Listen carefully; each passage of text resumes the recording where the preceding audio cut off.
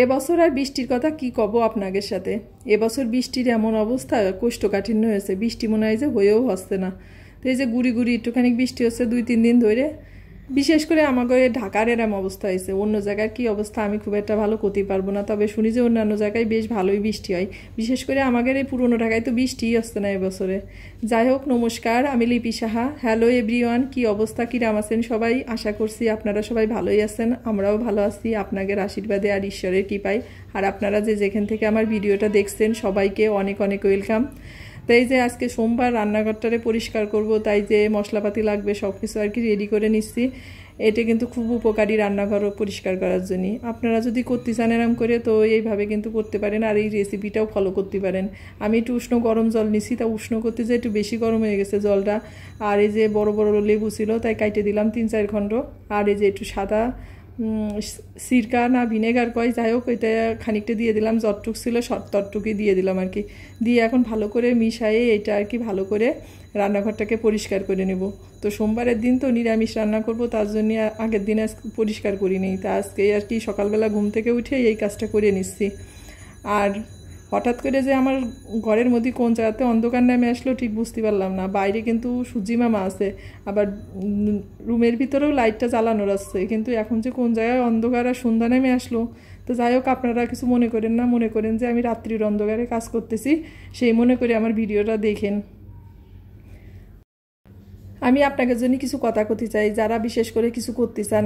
আপনাদের একটা কথা কব, কোনো সময় কিছু করতে গেলে আপনারা সবসময় কিন্তু নিজের কথা চিন্তা ভাবনা করে করবেন, অন্যের কথা চিন্তা ভাবনা করে কিছু করতে যাবেন না, তাহলে কিন্তু জীবনে কোনো দিন কিছু করতে পারবেন না। সব সময় নিজের যেটা খুশি লাগবে, নিজের যেটা ভালো লাগবে সেই ধরনের কাজগুলো করবেন। তা যদি না করতে পারেন তাহলে মনে করবেন আপনার সাথে অসুখী মানুষ আর এই দুনিয়ায় কেউ নেই। আর আমাদের এই সংসার জীবনের কথা মেয়েদের এ কথা আর কি কব, এতেও কিন্তু একই কাজ করবেন। যতটা পারবেন গা বাসায় চলতে চেষ্টা করবেন, না হলেই আপনি যত দিবেন আপনার কাছ থেকে তত বেশি চাবে। আপনি দিতে দিতে একসময় দেখবেন ফতুর হয়ে যাচ্ছেন, তাও আপনারা দিয়েই যেতে হবে। এই যে কাজ করতে করতে দেখবেন হাত পা ক্ষয় হয়ে যায়, নখ অর্ধেক ক্ষয় হয়ে যায়, তারপরেও আপনার কথা কেউ চিন্তা করবে না। ওই ক্ষয় হওয়াটুকুই দেখবে যে হাত পার কি অবস্থা দেয় হতো, কিন্তু হাত পাও পরিষ্কার রাখে না। এই কথাটা আপনারা সকলেই কবে, কিন্তু আপনি যে কাজ করতেছেন আপনার কিন্তু হেল্প করার মতো কেউ থাকবে না। তাই কব যে সংসার করেন আর যে কাজই করেন সবসময় আগে নিজের কথা চিন্তা করে কাজ করবেন। আর এই দেখেন, আপনাদের সাথে কথা কতি আমার ঘরের মধ্যে আলো চলে আসছে, এখন আর অন্ধকার নেই। তো দেখেন ওই জলটা দিয়েই আমি আবার ওই রান্নার পাশে যে টাইলসটা ছিল ওয়ালটা, ওইটাকেও পরিষ্কার করে দিলাম। আবার ওইটারে পরে ভালো জল দিয়ে আবার একটু মুছে নিই, মানে নাইলে তো আবার আমাকে আইটে শখরা নানা রকম ব্যাপার থাকে, বুঝতে পারিছেন। ওই মনের মধ্যে একটুখানি খুঁতখুত করে এই শখরা, এই আইটে কত চিন্তা ভাবনা যে মনের মধ্যে কাজ করে। আর এই যে এখানে গ্যাসের লাইনটার ওখানে একটু টিস্যু দিয়ে রাখছিলাম, ওইটারও উঠে ফেলাই দেবো। আর এটা মুছে টুছে শুকাই গেলে আবার নতুন একটা টিস্যু পেপার দিয়ে মুড়ে দেবে না, কারণ ওই জায়গাটা দেখতে খারাপ লাগে। তো এই জন্যই ওই জায়গাটা আবার ওই গ্যাসের লাইনটা কালো হয়ে রয়েছে, কেমন একটা লাগে দেখতে, আসলে ভালো লাগে না, আপনাকে দেখাতেও ভালো লাগে না। তো যাই হোক, এখন মুছে টুছে পরিষ্কার করে নিই, তারপরে পরের ব্যবস্থা করে দিবা না। আর এই যে গ্যাসের চুলাটারও মুছে নিলাম, এই কাজটা তো করতেই হবে রান্নাঘরের। আর এই দিকে হচ্ছে আর একবার মোছার পরে এই যে এটা ছোটো আর কি টাওয়ালটা দিয়ে এই চুলাটাকে আরেকবার একটু মুছে নিলাম, কারণ পুরো জল জল হয়ে রয়েছে, তো শুকাতে অনেক বেশি টাইম লেগে যাবে না, এই জন্য একটু মুছে নিলাম। আর এই রান্নাঘরটাকে পরিষ্কার করে স্নান করে এসে তারপরে হচ্ছে দুপুরে রান্নাবাড়াটা করবো, বুঝতে পারিছেন।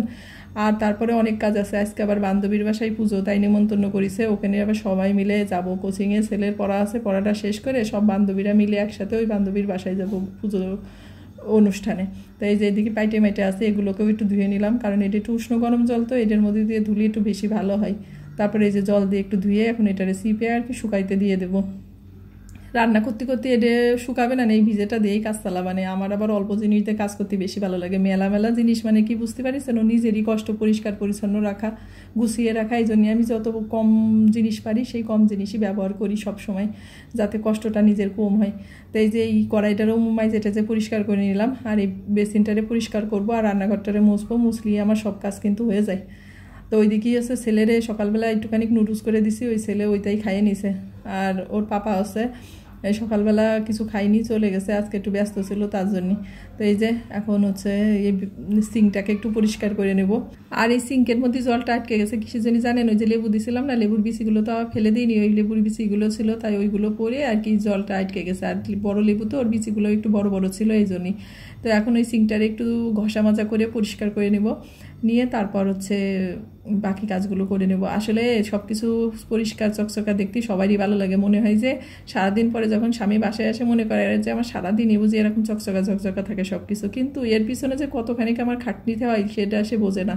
সে মনে করে এটা আমাদের জাতীয় কাজ, এই কাজগুলো আমাকে করতেই হবে, এর বিকল্প আর কিছু নেই। বুঝতে পারছেন, সব স্বামীরাই একই রকম মনে করে আমার মনে হয়।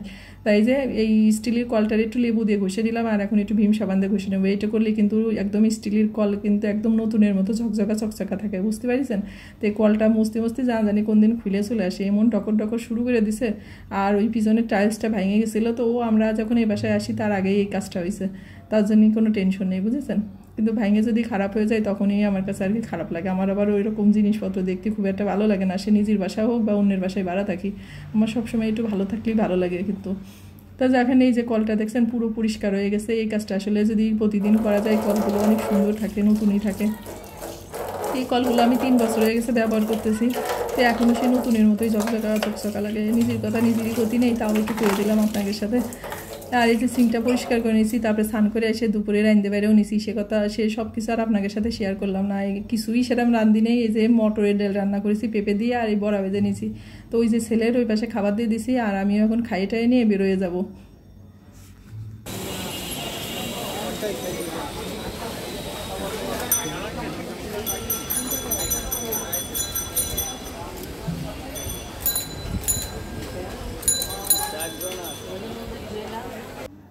তো এই যে রাস্তায় বেরোয় আইসি, আর এই কোর্টের এই দিক থেকে একখান রিক্সা নিয়ে নিছি, কারণ হাতে সময় খুব কম ছিল, তাড়াতাড়ি যাওয়ার জন্য একখান রিক্সা নিয়ে নিছি। তা নাহলে আমি খুব একটা বেশি রিক্সায় যাওয়া আসা করি না, ওই হাইটে যাওয়া আসা করি।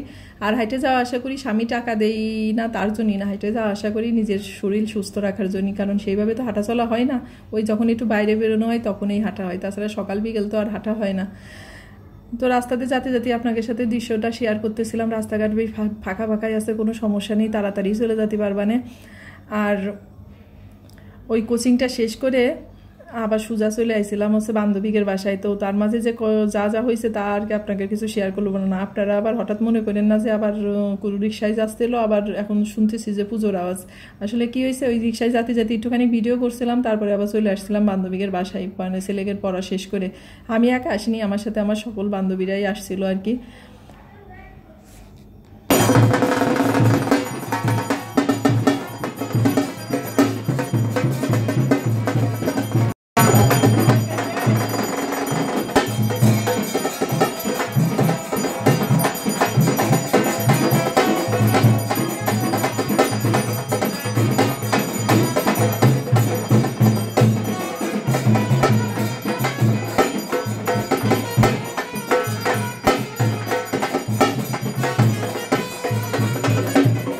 তারপরে এখন এই যে যজ্ঞটা শুরু হয়ে গেছে, যজ্ঞর পরে আর কি সকলেই অঞ্জলি টঞ্জলি দিবে, তারপরে পূজাটা শেষ হয়ে গেলে প্রসাদ নিয়ে আর কি বাসায় যাব।